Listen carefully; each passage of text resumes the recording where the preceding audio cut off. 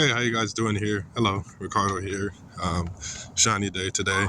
Um, yeah, so I just woke up this morning. I was thinking about my past and thinking about all the decisions that I made during my spiritual awakening, and it's very muddled. It's just so much, just like craziness. And I know spiritual awakening is crazy, and it's meant to be kind of crazy in the beginning, or doing the beginning part and through the middle part of your life.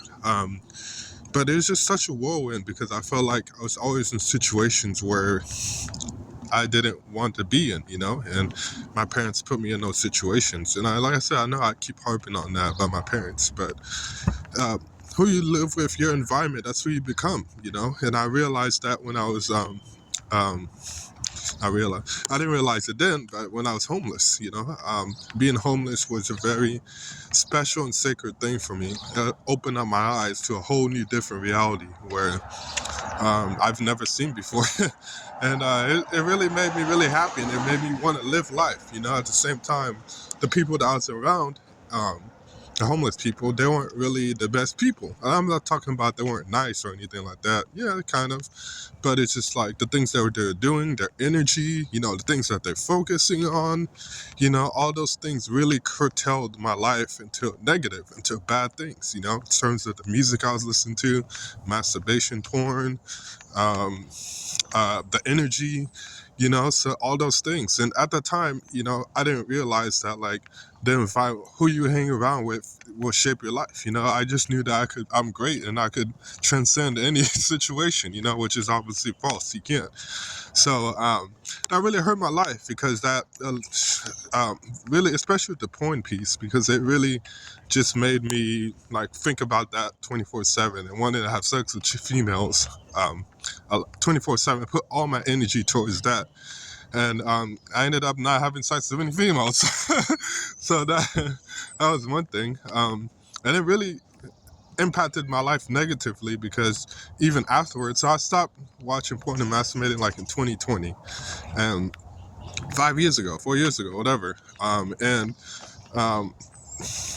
right now, I'm still feeling the repercussions of it. What I mean by that, manifestation wise, I see that like it's like my body, my subconscious mind, my body, it's like still thinks that it's watching porn again, and I still feel like thinking about it, not 24/7, but not 24/7. Like I still think about it where it's like it makes me feel that like this kind of like porn. Like I don't know if that makes sense, but um, it really curtailed my life, and I just going back and forth. I'm looking back and I'm just like, man, if my parents could have done this, if they could have just done this tweak, or if I could have done this or that, so it's just a lot of shit that's been piled up. And um I watched Victor Odo channel, and he was saying how the number one thing that affects empath sensitives is impatience, and I totally agreed with him when I watched it. But now I'm looking back and I'm like, dude, I'm a pretty patient person. My parents made me impatient because of the things that they put me in, the situations that they put me in. It made me very impatient because I just felt like I have to get out of this situation right now, and I have to do because it doesn't feel good, and they're mad at me for saying they don't want to work with me, and they don't want to let me live my lifestyle. They don't understand.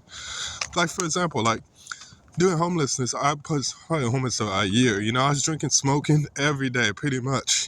Stealing, doing all those stuff, which is not good. But at the same time, when I came back home, what did they do? They brought me to rehab, and you're probably thinking, oh, that's a smart idea, but not really, because you can't, because the only reason why I was doing so much of those is because I had to cope with being homelessness, because I couldn't go back home. And not only that, like I was learning a lot of things, and so my view on it is that um, um, we should have just stayed home, you know, talk with my parents, and it made me understand that I did all of these things, but I can't just stop it now because I did so many of those things. Well, what I mean by that, let's go back fewer, and oh yeah, so even though we went to rehab, and I went to rehab, and it was like I couldn't stand it because of the people that was there. They were driving me crazy, and it just made me, and they're smoking cigarettes, and it's like, dude, you want me to stop this stuff, and you sending me to a place where people are smoking cigarettes, and they have negative energy too, bad energy too, and it just like catapulted. And part of me was thinking maybe I manifested that, because my thoughts, because usually I watch movies and TV shows, especially things about like crime or stuff like that, jail or how do you call it, drama. Yeah, so there's a lot of drama at that rehab, and I was just like, damn, this is crazy. Get me out, parents, but they didn't want to get me out. So it sucked a lot. But I think right now, I just have to prioritize myself.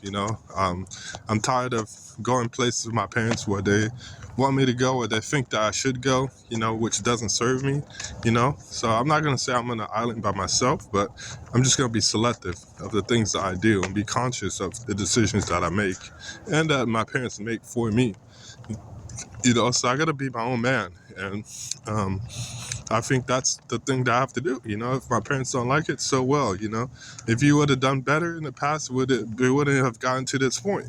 So that's the way that I see it. And at the end of the day, I know you probably thinking yourself, do you keep complimenting your parents? But the truth of the matter is that the cause and effect. A lot of people look at law of attraction, but really cause and effect is probably more important, because when you have a cause, it has an effect. The decision that you make has a cause. The decision that you make is a cause. It has an effect. So we're family. We live together. There is a cause and effect there. And back in the day, early in my spiritual awakening, even before then, I was autistic. So I wasn't fully in and fully out, fully into the physical dimension. So basically means you're half in and half out.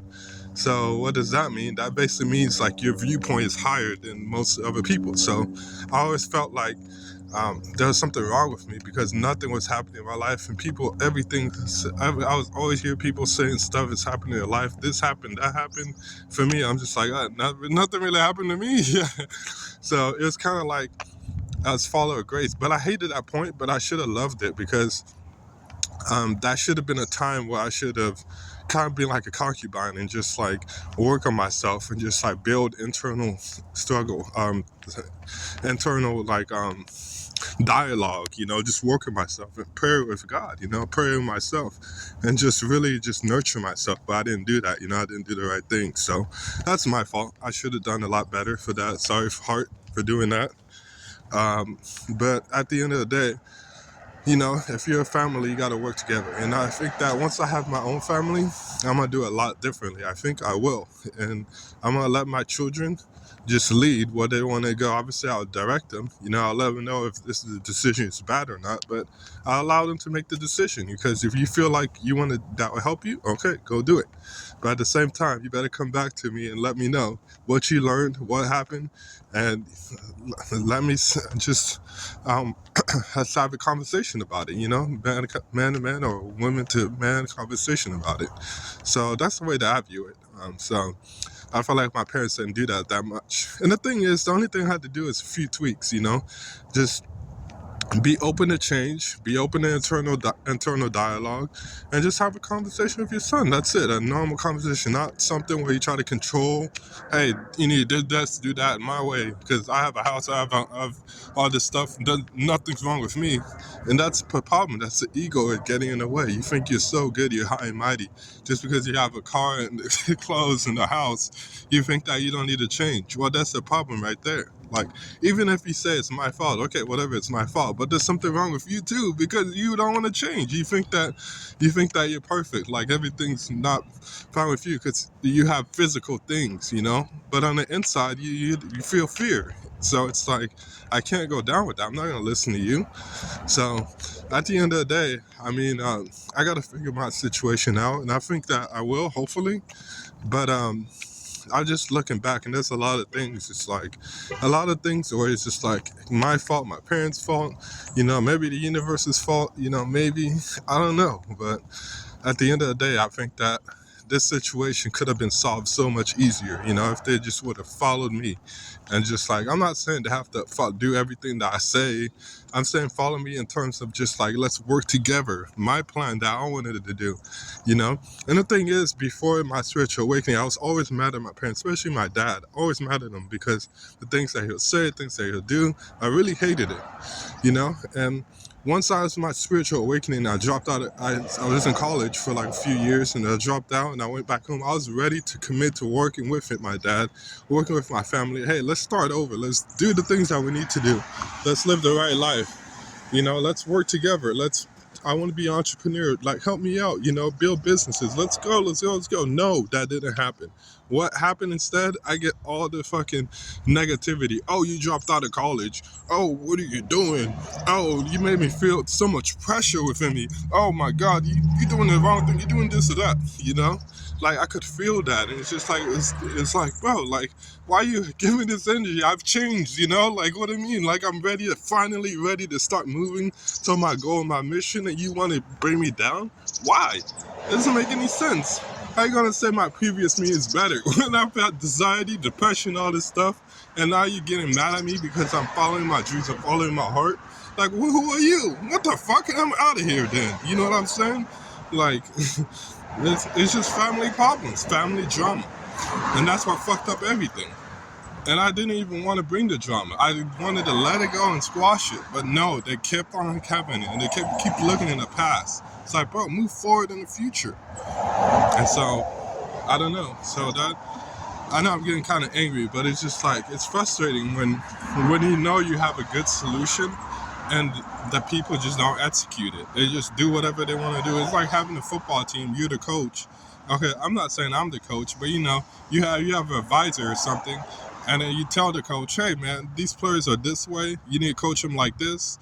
And he just does something differently, and then he coaches the team and they become 0-17, or they never win a game. Like, in basketball, 0-82, or even if they win a game, like 25-60, it's like, bro, that's a shitty record. I mean, there's nothing wrong with having a shitty record. You can learn from it, but my parents never learned because they think that they're okay. They don't understand that. Imagine this: they have 4 kids. Well, actually, I have 5. If all of them are successful and one of them is unsuccessful, does that make it mean that you did a good job? No, because if a kid is one of them is unsuccessful, that means like what you're doing doesn't work, even if the 3 are successful. Because if you really work, then all 4 of them should be successful. You know what I'm saying? And at the end of the day, even if the other 3 are successful now, that doesn't mean it's not going to be unsuccessful later. So I don't know. I'm getting very tired, and I feel like, I'm tired of my dad's shenanigans. I'm tired of his bullshit. I'm tired of his whining. I'm tired of his stupid shit. Because he changes me and he makes me become something that I'm not, And I'm not saying like part of it was me. Yes, I understand that. But it was very hard because it's like, it made me really impatient. It made me really just like, I want to get out of here right now. Like, literally, I can't stay here because these people are crazy and they don't listen to me. They don't want to work with me. They don't want to do anything. All they want to do is just talk about how my life is shitty and I made bad decisions. Okay, but what about the future? Let's make good decisions together. Duh. All right, man, I'm out.